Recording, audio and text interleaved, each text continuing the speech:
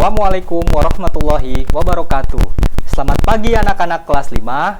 Apa kabarnya hari ini? Semoga kita selalu dalam keadaan sehat dan semangat. Kembali lagi dalam program pembelajaran jarak jauh Gugus 4 Kecamatan Lemah Hungkuk bersama Bapak Taufik di studio SD Negeri Pegambiran 2. Hari ini kita akan belajar tema 3, makanan sehat, subtema 2, pentingnya makanan sehat bagi tubuh.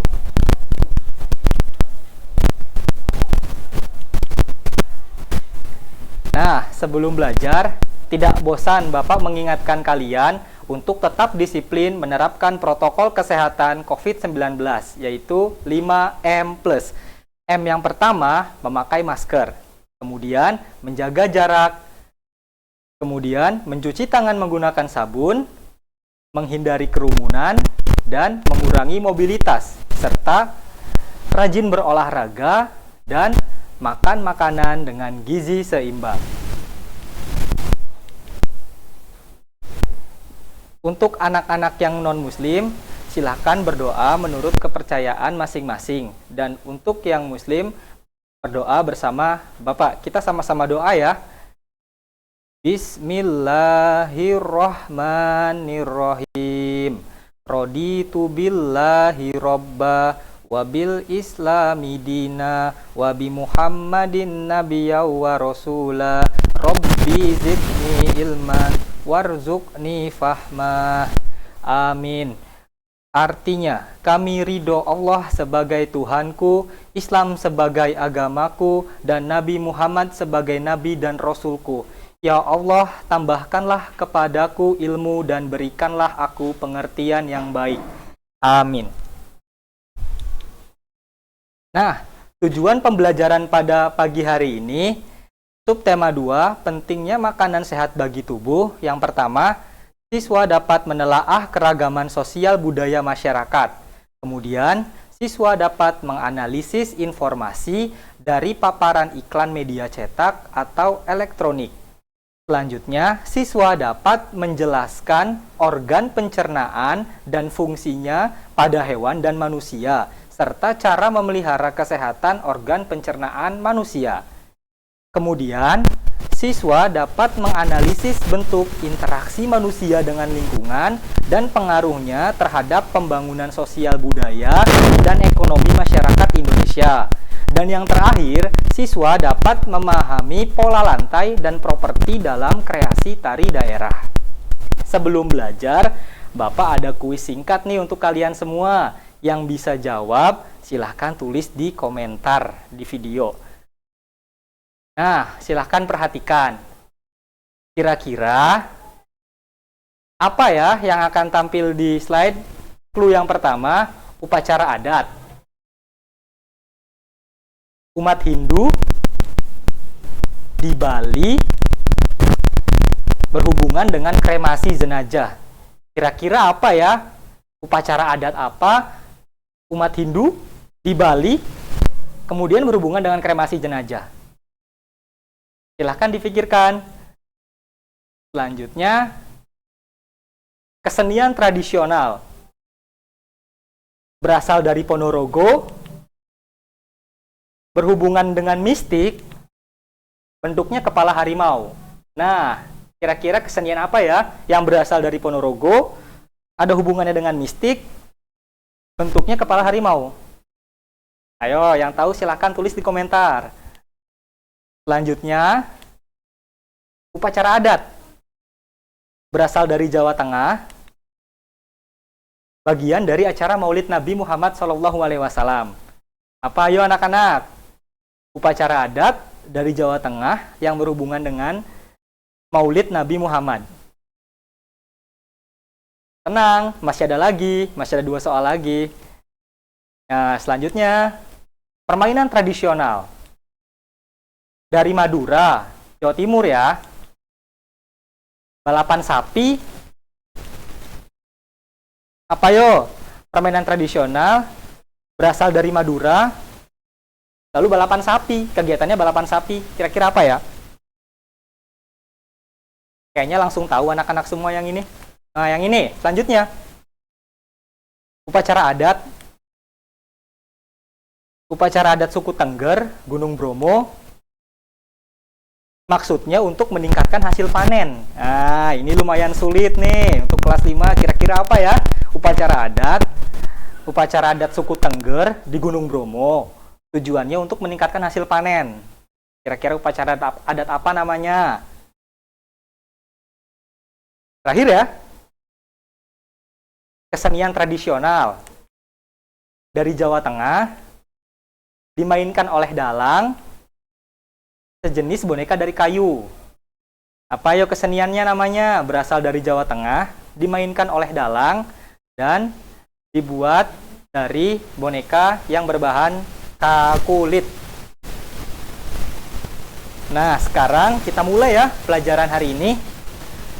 Bapak mau tanya sebelum belajar ke kalian, bagaimana sih rasanya jika kalian mengalami gangguan pada organ pencernaan kalian? Jelas ya, rasanya sangat tidak nyaman. Apa sih Pak penyebabnya organ pencernaan kita mengalami gangguan? Penyebabnya yaitu 1. Makan tidak teratur. Lalu bisa juga kalian terbiasa mengkonsumsi makanan dan minuman yang tidak bersih. Selanjutnya, mengonsumsi makanan yang telah basi atau yang telah lewat masa kadaluarsanya. Lalu bagaimana sih Pak cara memelihara organ pencernaan makanan kita biar tetap sehat? Nah, kalian harus ingat dan kalian harus disiplin. Seperti makan makanan sehat dan bergizi, lalu tidak jajan sembarangan, menjaga kebersihan makanan dan minuman, dan mencuci tangan sebelum dan sesudah makan. Jadi, agar kita tidak sampai mengalami gangguan pencernaan, kalian harus rajin-rajin dan disiplin mengikuti cara-cara memelihara organ pencernaan makanan agar organ kita, pencernaan kita ini tetap sehat. Nah, siapa di antara kalian yang pernah mengalami sariawan, pernah mengalami sakit gigi, pernah mengalami MAH? Pasti rasanya sangat tidak nyaman dan membuat kita sulit beraktivitas, bahkan sampai kalian tidak bisa berangkat ke sekolah. Sariawan ya, sariawan itu infeksi pada lapisan mulut yang disebabkan oleh jamur. Jadi mulut kita terinfeksi oleh jamur, ditandai dengan luka berwarna putih dan terasa perih. Tuh, itu sariawan. Kemudian sakit gigi. Sakit gigi terjadi ketika pulpa mengalami peradangan, ditandai dengan rasa nyeri yang muncul di dalam atau di sekitar gigi dan rahang. Jadi, gigi dan rahang kita itu meradang sehingga kita merasakan sakit yang luar biasa, bahkan sampai ke kepala itu sakitnya. Selanjutnya, gangguan pencernaan yang umum kita alami yaitu MAH. Bagaimana sih bisa kita terkena MAH? Nah, penyakit MAH itu penyakit dengan rasa nyeri yang berasal dari lambung. Jadi lambung kita itu nyeri anak-anak. Nah, disebabkan oleh luka lapisan lambung, kemudian oleh infeksi bakteri atau efek samping penggunaan obat-obatan. Nah, paham kan? Selanjutnya ada itu sembelit. Jika kalian mengalami sembelit, berarti organ pencernaan kalian mengalami gangguan. Apa sih Pak sembelit itu? Sembelit itu konstipasi dalam bahasa IPA-nya atau kondisi sulit buang air besar. Penyebabnya kalian itu kurang minum, kurang makan makanan yang berserat, dan pola makan yang kurang baik. Lalu pengobatannya seperti apa? Pengobatannya meningkatkan konsumsi makanan berserat, banyak minum air putih, dan berolahraga secara teratur. Pak, makanan berserat itu apa? Makanan yang banyak mengandung serat seperti buah-buahan, banyak minum air putih. Nah, seperti itu supaya kalian terhindar dari sembelit. Selanjutnya ada diare. Siapa yang pernah mengalami diare? Pagi-pagi sebelum berangkat kalian jadi ribut di rumah gara-gara kalian diare. Diare itu penyakit yang ditandai dengan buang air besar yang encer ya, dan lebih sering dari biasanya. Penyebabnya karena kalian mengonsumsi makanan dan minuman yang terkontaminasi bakteri, virus, atau parasit. Bagaimana Pak pengobatannya? Pengobatannya dengan pemberian oralit dan minum obat sesuai resep dokter. Kalau sudah parah, diare itu harus berobat ya ke dokter biar berhenti itu buang air besar secara terus-menerusnya. Dan yang terakhir, yang umum kalian atau umum diderita ketika mengalami gangguan pencernaan, yaitu appendicitis atau usus buntu. Usus buntu itu pembengkakan atau peradangan pada usus buntu. Diperkirakan karena tersumbatnya usus buntu oleh kotoran atau karena kelenjar getah bening yang membengkak akibat infeksi. Pengobatannya, Pak, kalau sudah terkena usus buntu, pengobatannya harus dioperasi. Diangkat itu usus buntunya supaya tidak lagi kalian mengalami usus buntu. Sudah paham ya? Apa-apa saja penyakit atau gangguan yang biasa menyerang organ pencernaan kita. Sudah paham apa saja penyakit yang mungkin menyerang, jadi kalian harus siap-siap dengan menerapkan disiplin, menjaga kesehatan makanan dan minuman, lalu menjaga pola makan agar organ pencernaan kita senantiasa sehat. Nah, selanjutnya iklan media elektronik. Kalian pernah lihat iklan dong?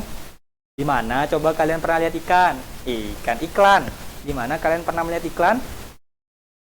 Betul, ada di TV, di koran, di radio, di handphone, Pak, waktu scroll sosial media. Iya betul, iklan adalah pemberitahuan kepada masyarakat mengenai barang atau jasa yang dijual. Berdasarkan medianya, iklan itu digolongkan menjadi dua, iklan media cetak dan iklan media elektronik. Nah, berbeda dengan media cetak yang menyampaikan informasi secara tertulis, media elektronik menyampaikan informasi berbentuk elektronik. Contoh media elektronik: radio, televisi, komputer, handphone yang biasa kalian pegang. Tentu kan sering kalian lihat pada media-media tersebut iklan yang sering muncul. Nah, Bapak akan menjelaskan perbedaan bahasa iklan pada media cetak dan pada media elektronik. Pada media cetak, iklannya disampaikan secara tertulis, sehingga dapat dibaca kapan saja. Sedangkan media elektronik seperti apa, Pak? Nah, sedangkan media elektronik, iklannya dilihat, didengar, dan dapat dibaca teksnya. Iklan hanya ditampilkan dalam waktu singkat, lalu bahasa yang digunakan dapat berupa formal maupun non-formal. Jadi, kalau iklan di media elektronik biasanya waktunya singkat dan sering muncul kapan saja. Ketika kalian asik bermain sosial media, dalam setengah jam itu berapa kali iklan akan muncul. Nah, seperti itu, waktunya singkat-singkat. Persamaannya sama-sama dibuat untuk meyakinkan, untuk mempengaruhi pembaca kita semua ini, untuk mendengar dan sampai kita menuruti perintah daripada iklan tersebut. Nah, Bapak akan kasih tahu kata kunci yang biasa muncul di iklan. Kata-kata kunci itu biasanya sering atau mungkin bahkan sampai kalian bosan mendengarkannya. Pada iklan elektronik, kata kunci iklan merupakan konsep atau gagasan yang berkaitan dengan produk atau jasa yang ditawarkan. Perhatikan beberapa contoh kata kunci dari beberapa jenis iklan berikut. Misalkan, kalian melihat iklan pariwisata, pasti kata kunci yang digunakan yaitu tujuan wisata, harga murah, dan fasilitas bagus. Untuk apa? Supaya kita yang melihat iklan tersebut tertarik.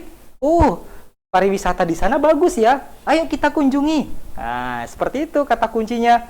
Kemudian, kalau kalian menemukan iklan tentang makanan sehat, pasti kata kuncinya sehat, enak, murah, tanpa bahan pengawet, dan mudah didapat. Gimana? Menarik kan? Udah sehat, enak, murah, tanpa bahan pengawet, dan mudah didapat. Pasti pendengar atau kita akan tertarik untuk membeli makanan tersebut. Selanjutnya, iklan tentang produk obat pencernaan. Apa yuk kira-kira kata kunci yang biasa digunakan di iklan produk obat? Biasanya itu menggunakan kata ampuh, dapat didapat tanpa rasa kantuk, dan terbuat dari bahan alami. Berikut ya, beda-beda jenis iklan, berbeda pula kata kunci yang digunakan. Jadi sesuai dengan maksud iklan tersebut.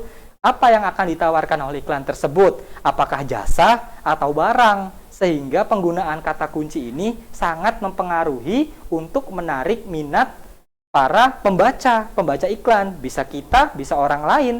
Jadi bagaimana caranya iklan itu dikemas dengan kata kunci yang tepat. Selanjutnya, ciri-ciri iklan pada media elektronik. Ciri-ciri iklan pada media elektronik antara lain disampaikan secara elektronik, seperti tadi yang Bapak bilang, dalam bentuk audio video. Kemudian disampaikan dalam waktu yang singkat. Kemudian menggunakan bahasa formal atau non-formal. Selanjutnya menggunakan kalimat yang singkat dan padat. Kemudian menggunakan intonasi yang tepat. Menggunakan bahasa yang mudah dipahami dan persuasif. Khusus untuk iklan pada media radio, informasi produk yang ditawarkan biasanya disampaikan dengan jelas. Yang terakhir, terdapat musik pengiring yang tepat untuk menciptakan suasana yang mendukung iklan tersebut. Jadi bedanya kalau di elektronik itu ada musiknya. Jadi ketika kita melihat iklan, ada musik yang membawa suasana hati kita mengikuti apa yang ingin dijual atau yang ingin disampaikan oleh pengiklan tersebut. Nah, sekarang kita mengenal makna semboyan Bhinneka Tunggal Ika. Semboyan ini mencerminkan masyarakat Indonesia yang tetap bersatu meskipun memiliki perbedaan budaya, suku, atau agama. Dalam lambang burung Garuda, ada pita yang dicengkram oleh burung Garuda bertuliskan dengan tegas Bhinneka Tunggal Ika. Kita harus saling menghormati dan saling menghargai agar dapat terwujud melalui kerja sama. Nah, Bapak akan kasih tahu contoh keragaman adat istiadat. Adat istiadat itu perilaku masyarakat yang menjadi ciri khas suatu daerah tertentu. Adat istiadat diterapkan secara turun-temurun sehingga menjadi sebuah kebiasaan dalam kehidupan masyarakatnya. Adat istiadat itu dibedakan menjadi dua, anak-anak. Ada adat istiadat yang tertulis seperti peraturan dan dokumen, dan juga ada peraturan atau ada adat istiadat yang tidak tertulis seperti cerita rakyat, tarian, dan upacara adat.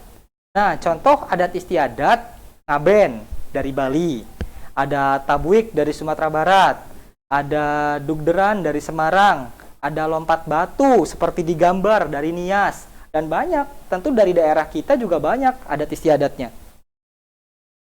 Selanjutnya, manfaat keragaman budaya di masyarakat. Bangsa Indonesia memiliki semboyan Bhinneka Tunggal Ika, yang artinya beraneka ragam ya, bermacam-macam, jamak. Bangsa Indonesia dikenal sebagai bangsa yang besar dengan keragaman budaya yang ada, tetapi mampu menciptakan kerukunan di antara perbedaan tersebut. Adanya keragaman menciptakan beberapa manfaat bagi bangsa Indonesia, antara lain menumbuhkan sifat nasionalisme sebagai identitas bangsa di dunia internasional, sebagai alat pemersatu bangsa, kemudian sebagai ikon pariwisata, kemudian bisa memupuk sikap toleransi. Nah, selanjutnya ada properti pada tari daerah. Nah, dalam setiap penampilan tari, tentunya penari menggunakan alat, menggunakan benda yang digunakan dalam tampilan tari tersebut. Nah, properti adalah alat yang digunakan sebagai media pementasan tari. Properti digunakan untuk menambah keindahan atau estetika dari sebuah tarian. Nah, Bapak punya contoh nih, berbagai macam tari daerah yang ada di Indonesia berdasarkan asal daerahnya dan properti yang digunakannya. Yang pertama ada tari reog. Tari reog dari Ponorogo. Properti tariannya topeng reog, betul. Selanjutnya ada tari kuda lumping dari Yogyakarta. Properti yang digunakannya jaranan. Kuda-kudaan itu yang dari kulit. Terus ada tari jaipong dari Karawang. Properti yang digunakannya, yang digunakan penarinya apa? Selendang, betul. Kemudian tari baksa dari baksa kembang dari Banjar. Properti yang digunakannya rangkaian bunga. Lalu ada tari serampang 12 dari Deli Serdang. Propertinya sapu tangan. Kemudian ada tari merak dari Pasundan. Propertinya apa? Yang dinamakan, bisa dinamai tari merak karena penarinya menggunakan mahkota yang berbentuknya seperti burung merak. Pinter. Selanjutnya ada tari kancet papatai dari Kalimantan. Properti yang digunakannya banyak nih. Ada mandau, senjata khas Kalimantan, ada perisai, ada baju perang. Nah, lanjut ya, masih tentang tarian daerah. Banyak tarian daerah di Indonesia menggunakan pola lantai dalam tariannya. Pola lantai yang digunakan ada yang rumit, ada pula yang sederhana. Pola lantai maksudnya adalah gerakan si penari tersebut, baik penari tunggal maupun penari kelompok. Jadi penarinya itu berpindah dari satu titik ke titik lainnya. Ada yang menggunakan pola yang sederhana, ada juga yang rumit. Selain pola lantai yang berbeda, tarian daerah di Indonesia juga memiliki properti yang berbeda. Biarpun sama-sama menari, tapi propertinya berbeda. Tari pendet contohnya, properti yang digunakan ada bokor berhiaskan janur dan berisi bunga. Lalu tari piring, menggunakan piring, tidak menggunakan bokor, karena namanya tari piring. Kemudian tari topeng, yang digunakannya topeng dan kipas. Selanjutnya ada tari bondan, properti yang digunakannya payung, boneka bayi, dan kendi. Nah, biar lebih jelas, Bapak contohkan satu tarian daerah dari Kalimantan. Namanya tari kancet papatai. Tari kancet papatai atau tari perang. Lihat ya gambarnya ya, perhatikan. Merupakan tarian tradisional yang bercerita tentang seorang pahlawan Dayak Kenyah yang sedang berperang melawan musuh. Lihat ya, bercerita tentang seorang pahlawan.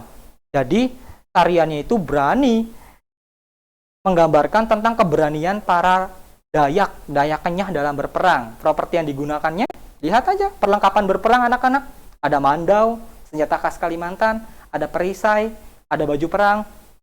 Gerakan tarinya karena menggambarkan keberanian, jadi lincah gerakannya. Gesit, penuh semangat, dan kadang disertai dengan pekikan atau teriakan-teriakan si penari dan didominasi gerakan melompat-lompat kecil. Kalian bisa cari tahu lebih di YouTube ya, gimana sih tari kancet papatai. Lihat dari properti yang digunakannya, sangat rumit ya, sangat banyak. Nah, selanjutnya ada upaya pembangunan sosial dalam masyarakat. Setiap negara memiliki rancangan pembangunan di bidang sosial, budaya, dan ekonomi sesuai dengan program dan kemampuannya masing-masing. Pembangunan sosial adalah semua aktivitas yang terkait dengan aspek sosial dan ekonomi yang bertujuan untuk meningkatkan taraf hidup atau kesejahteraan sosial. Contohnya apa sih Pak aktivitas masyarakatnya? Contohnya antara lain penyuluhan kesehatan, koperasi, dan kegiatan ekonomi pasar. Macam-macam ya kegiatan ekonomi pasar itu berjualan contoh kecilnya. Nah, ini aktivitas masyarakat dalam upaya pembangunan sosial budaya. Pembangunan adalah serangkaian proses yang dilakukan manusia untuk memperbaiki taraf hidupnya. Jadi, manusia itu harus memperbaiki taraf hidupnya masing-masing, menjadi lebih baik tentunya. Negara Indonesia melakukan pembangunan di segala bidang agar masyarakat makmur dan sejahtera. Terus kerjasama yang baik sangat dibutuhkan agar tujuan pembangunan sosial budaya ini bisa tercapai. Lalu bagaimana lagi? Keragaman sosial justru menjadi motivasi, harus dijadikan motivasi sebagai upaya untuk memperbaiki taraf hidup ya. Untuk memperkuat persatuan dan kesatuan bangsa. Nah, tiba pada kesimpulan pembelajaran pada pagi hari ini. Kesimpulan dari pembelajaran hari ini yang pertama, kita harus menjaga kebersihan makanan dan minuman, merupakan salah satu cara menjaga kesehatan organ pencernaan. Kedua, iklan berdasarkan medianya dibagi menjadi dua, iklan media cetak dan iklan media elektronik. Kemudian, adanya keragaman budaya masyarakat itu menciptakan berbagai manfaat bagi bangsa Indonesia. Selanjutnya, properti tari merupakan alat yang digunakan dalam pementasan tari. Dan yang terakhir, pembangunan sosial adalah upaya aktivitas yang bertujuan meningkatkan taraf hidup dan kesejahteraan sosial. Nah, masih ingat kan pertanyaan-pertanyaan yang Bapak berikan di awal? Nah, ini Bapak tampilkan jawaban-jawabannya. So, yang pertama, ada upacara adat Ngaben namanya. Dari Bali, berhubungan dengan kremasi jenazah, upacara adatnya masyarakat Hindu, namanya Ngaben.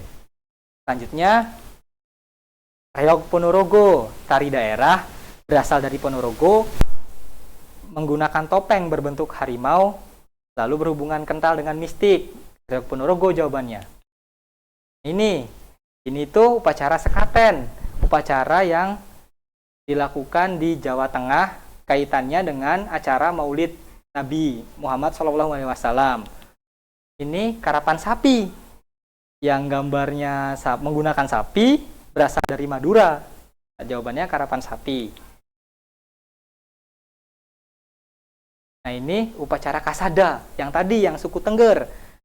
Yang suku Tengger dari Gunung Bromo, lalu untuk tujuannya agar mereka diberikan kelimpahan hasil bumi atau hasil panen. Namanya upacara kasada, yang biasa dilakukan oleh suku Tengger di Bromo. Terakhir,